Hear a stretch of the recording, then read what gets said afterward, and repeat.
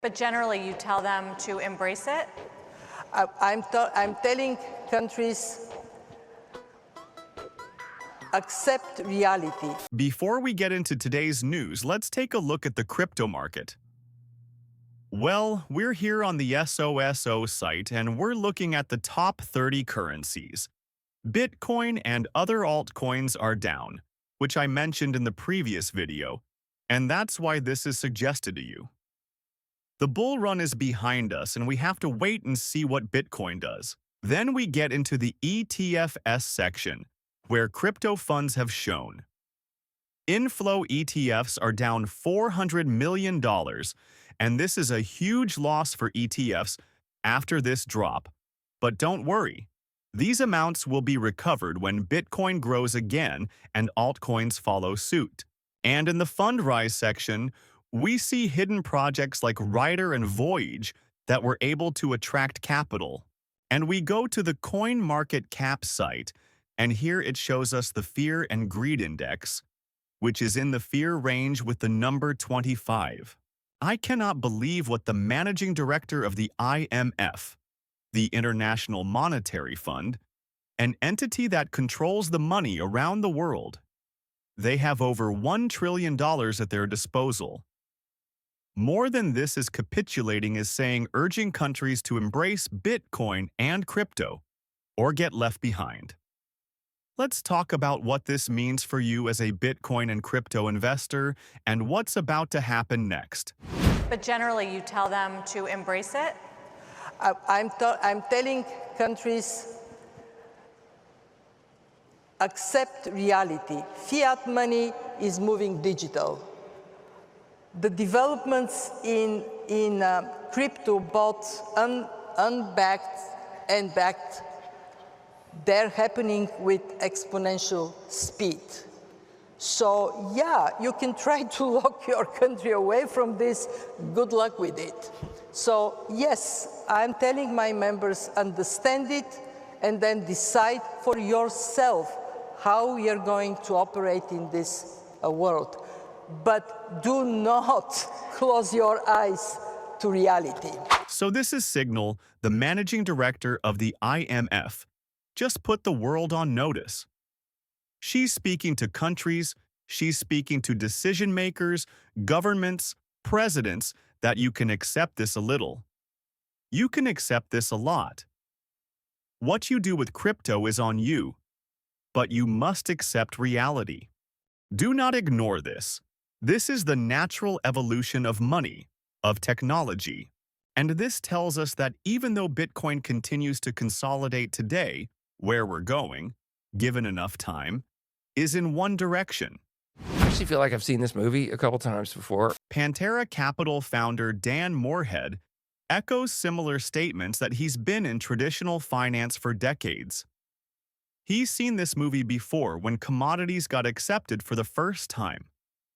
That was an evolution when emerging markets were finally able to be invested in. Now everybody has the option to have exposure to emerging markets. Crypto is that next evolution. Where will typical portfolios be to crypto assets by the end of this decade, by 2030, do you think? Yeah, so I actually feel like I've seen this movie a couple times before. I was at Goldman when they did the GSCI, and now everybody thinks of commodities as an asset class. I was doing emerging markets in the 90s, and now EM's an asset class. It seems self-evident to me that blockchain will be an asset class. And if you give me all the way out to 10 years, I think every institution will have a blockchain team and something like 8 or 10% of their assets in blockchain. And as I said now, the majority literally have 0.0, and even the most, thoughtful endowments out there have maybe 2% in blockchain. So it's still very, very early. And that brings us to the question, then why isn't Bitcoin higher? Bitcoin is now down about 3.12% this month, making this the first red October since 2018. And in 2018. This is where Bitcoin price action is today. Last red month we have was in 2018. And yes, half the month is still upon us. I get that. And typically October's great for Bitcoin. But if we just look at the data, this is the third time that Bitcoin has been negative halfway through October in the last 6 years. Meaning, even though the last 6 years Bitcoin has finished in the green, it's typical that halfway through the month we are in the red. All 6 times that we started in the red, halfway through it ended up being green by October 31st, which is just another example that this is not an end-of-the-year thing. This is a decade-long thing. I'm talking about crypto, and the Bitcoin 4-year cycle is most likely dead.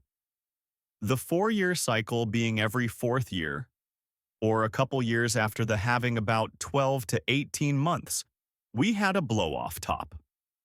Blow-off top. Not really a blow-off top, although Bitcoin has done steadily very well. The Bitcoin 4-year cycle is most likely over. The Fed has now started to do monetary easing, which means Bitcoin could peak in 2026. Always remember that it was never about a 4-year cycle, but about liquidity. And this is so important. This is what I want to show you. We see the price action typically peaked every 4 years. But it's not about time. It's about liquidity. We see that liquidity has been well over 50, so in the green as opposed to in the red, well over 50 for the last 2 years. Definitely the last year. Meaning that explains why Bitcoin is doing well. Nobody's saying it's not. But we haven't seen the quote-unquote blow-off top like we've seen before. Let's keep checking on liquidity as these metrics fire off for the next 3 months. Because as the Pantera Capital founder Dan Morehead continues to say, I think crypto is the only inevitable trade I've ever seen that this is world-changing. So the reason I love this trade and the reason I have so much conviction is I think it's the only inevitable trade I've ever seen. That blockchain will change the world, and it is, they might go through cycles, it might go down 85%, and it's done that 3 times, but it is just inevitable it's going to happen. And that's totally different than every other trade I've done. I was joking with my friend Mike Novogratz that we've been trading 40 years, and dollar yen hasn't moved more than 20 points from 120 the whole time. It's never gone anywhere, right?